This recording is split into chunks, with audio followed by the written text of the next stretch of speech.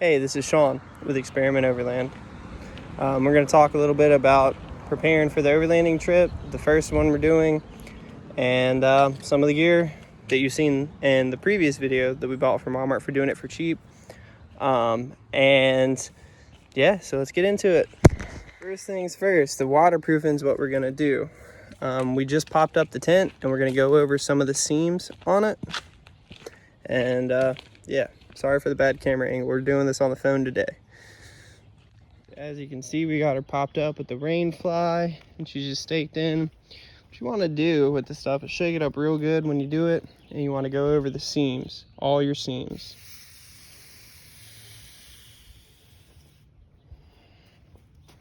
Which no tent is going to be 100% waterproof. I don't care what anybody says.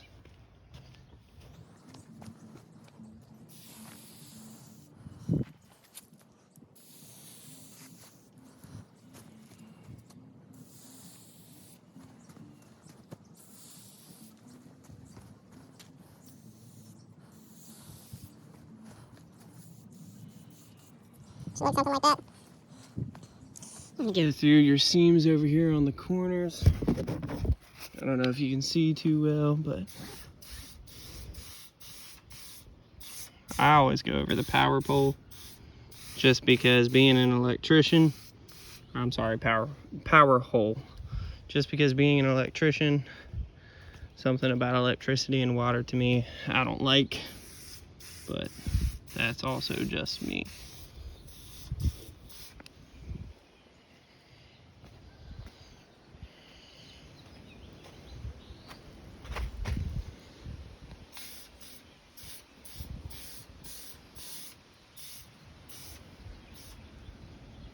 Make sure you do your door seams.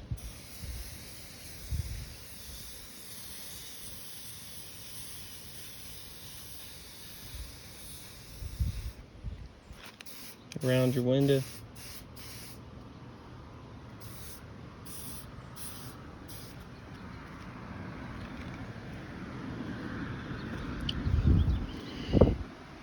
And I always like to do a layer at the base. Just gives you a better feeling about it, you know. But we'll come back to you in just 1 second. Like I said, no tent is going to be 100% waterproof. But you always want to go across your seams, of course. I mean, you got your ventilation here. But you want to go across all your seams on the inside. So let's get to it. But always, if you're worried about it, extra. That tarp, if you remember in the previous video that we bought, you can always throw that on top, extra, just to be safe. Attach it down, a little bit of paracord, good to go. So far, some of the other gear, you're always gonna have your recovery gear with you. And I'm a big fan of Milwaukee tools, so I have everything. Once the tent fully dries, we can put it in here as well. This mess kit doesn't keep falling apart. But before I waterproofed it, I had it perfectly in here, so everything was contained in this one pack out. I'm just OCD like that. So we got the bag here that's sitting there. We got our waterproofing. We got our chair. We got our camping pillow. Those tarps we just talked about. Our bedroll. Sleeping bag. We got our Jackery power cell that you can charge while you're driving, or solar if you want. It's got 120 volt output on it. If you guys have never seen one of these, they're amazing. It's how you charge it, and you can put solar if you want, USB, 120 12 volt. You can use all of them simultaneously or independent. And I have my jump starter with a work light and an air compressor on it, so I can pump up the tires after we lower the tire pressure for the trails. And another cool thing is Milwaukee makes a bench worktop that clips on to any of their systems.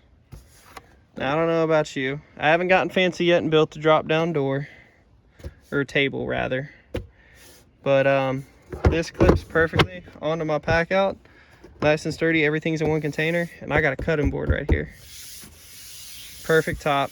So don't forget to pack your cooler with the essentials, you know.